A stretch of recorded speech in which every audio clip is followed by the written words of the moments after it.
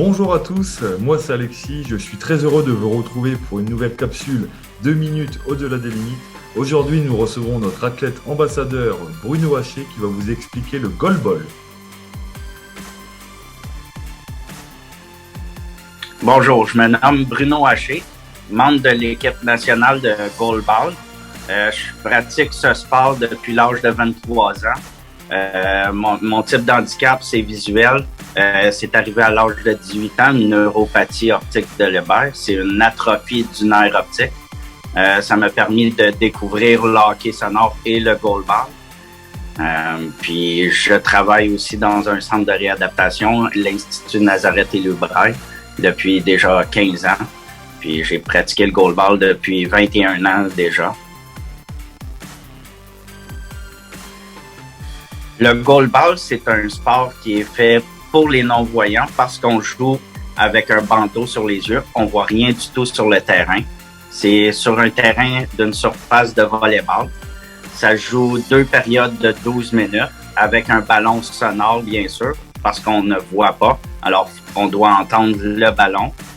Lorsque la balle est en jeu, c'est complètement silence dans le gymnase pour qu'on puisse entendre le ballon. Autant pour les équipes qui viennent de lancer, on n'a pas le droit de parler pendant que le ballon se déplace. Une fois qu'il est bloqué, les équipes peuvent parler, peuvent communiquer parce qu'on se déplace pour décrocher nos tirs. Les limites de terrain, on a un 6 mètres à partir du but que notre lancer doit quitter notre main au sol avec le ballon. Si on dépasse cette ligne-là, c'est une pénalité qu'on bloque un lancer pour le 9 mètres de large qui est le but, qui est la largeur du terrain complet. C'est une confrontation de 3 contre 3. Il y a plusieurs pénalités qui peuvent survenir. Si le coach parle pendant le jeu, c'est un illegal coaching. Lorsque le ballon est bloqué, il y a un 10 secondes qui est chronométré par les arbitres, qu'on doit retourner et la balle doit partir et traverser la moitié du terrain avant ce 10 secondes. Alors, le jeu est très rapide. On peut faire des substitutions. On a 2 par période, puis 3 en tout dans le match. Si on fait entre les 2 périodes, des substitutions ne comptent pas dans ces limitations. Puis, ça a été inventé après la Deuxième Guerre mondiale comme sport de réadaptation au début. Mais il s'est développé avec le temps qui est devenu aux Paralympiques. Dans le goalball, les types d'handicap visuels varient beaucoup.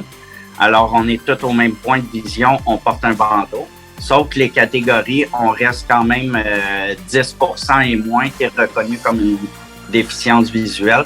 Alors, tu peux aller jusqu'à l'équipe nationale et aller aux Paralympiques.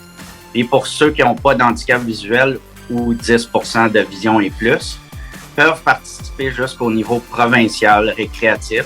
Il n'y a pas de limite, sauf que lorsqu'on est en compétition au niveau provincial et on a une personne qui voit, va porter le bandeau, bien sûr, mais c'est un joueur à la fois sur le terrain. On peut être 6 maximum dans une équipe.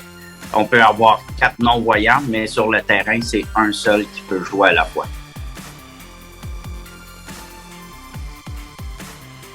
Au Québec, on peut pratiquer ce sport surtout avec l'équipe provinciale qui est près du métro Jarry dans une école.